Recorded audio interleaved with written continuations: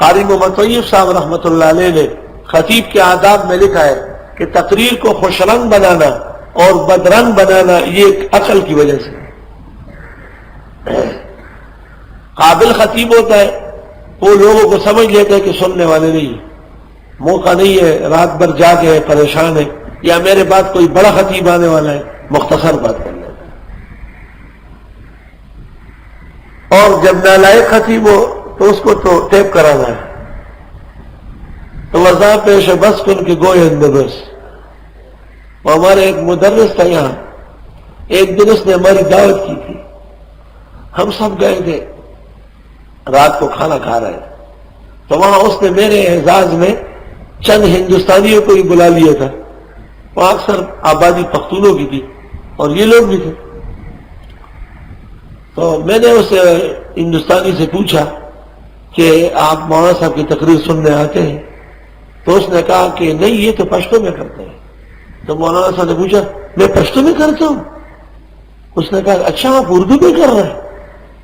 18 سال سے وہ وہاں پڑھا رہے ہیں، لوگ سمجھتے یہ پشتو بول رہا ہے۔ میں نے کہا یار یہ خطابت بھی لاہور کے عجائب گھر میں لٹکانا چاہیے کہ آج تک یہ فیصلہ نہیں ہوا کہ یہ پشتو ہے یا اردو۔ ولا حول ولا قوت الا باللہ۔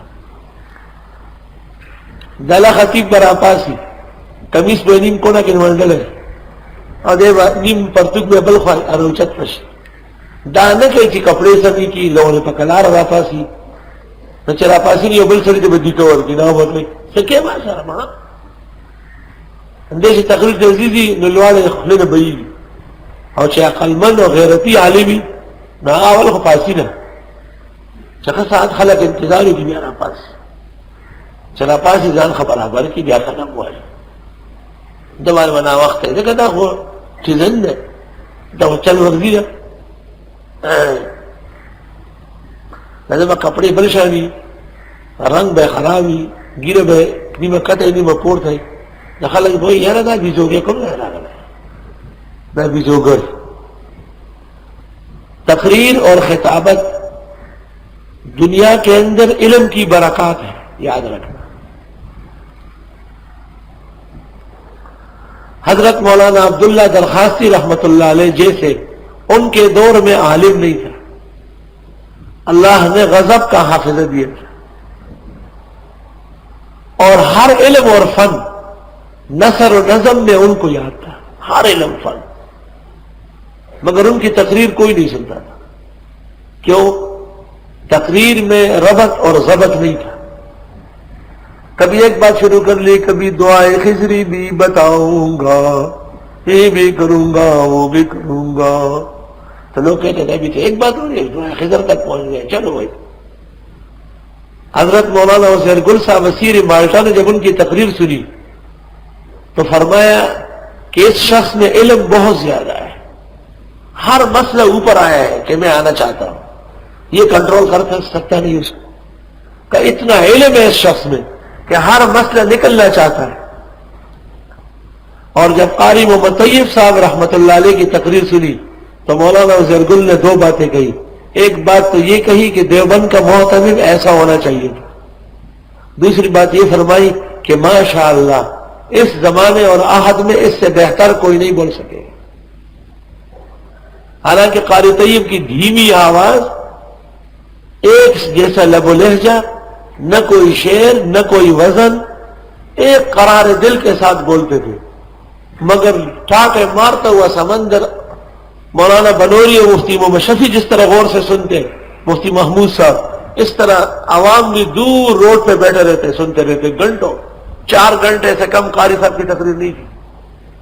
تو ان انکر الاصوات لصوت الحمیر، بدترین آوازوں میں سے آواز گدھے کی ہے، کیونکہ وہ بے کنٹرول ہوتا ہے۔ آپ اپنی تقریر میں شائستگی پیدا کریں، شیرینی اور حلاوت ڈالیں۔ تقریر کی بنیاد ہو قرآن و سنت، تقریر آراستہ ہو فقہی اقوال سے، تقریر میں مرچ مسالہ ہو تاریخی لب و لباب سے، تقریر میں احیاناً چٹپٹے ہو مختلف لطائف ذرائف اور قیمتی اشعار سے۔ پھر دیکھو کہ تقریر آپ کی اعلیٰ ہے یا نہیں.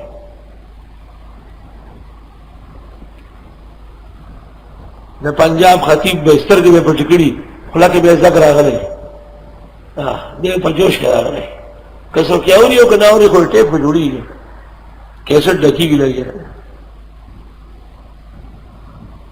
پنجاب کی سرزمین پر مولانا ضیاء القاسمی جیسے خطیب مان نہیں جگہ. جی ہاں اس کی زندگی توحید و سنت کے لیے گزری. یوں سمجھو کہ مولانا غلام اللہ خان صاحب کا ترجمان پنجاب کی سرزمین پر ضیاء القاسمی. ان کا پنجاب میں وہی مقام ہے جو سرحد میں بجلی گڑھ کا، مگر اس فرق کے ساتھ کہ پنجابیوں میں قدر احترام نہیں. انہوں نے اس کے مقابلے کے اندر مرغی کے چوزے کھڑے کیے جگہ جگہ، مرغی کے چوزے. تو اس قیمتی اور بیش بہا انسان کو بے قیمت کر دیا. پھر تکوینی طور پر وہ ایسی تنظیموں سے وابستہ ہوئے جو علماء کو گم کرنے والی اور نیست و نابود کرنے والی. اتنے بڑے خطباء کو اپنے مقام کی حفاظت بھی کرنا چاہیے. دیوبند کے سطح پر مولانا احتشام الحق مرحوم جیسے خطیب قیامت تک نہیں آ سکے. عالم اور نقطہ سنج، متین کلام، برموں کا گفتگو اور قرآن و سنت خوش اسلوبی سے بیان فرماتے ہیں.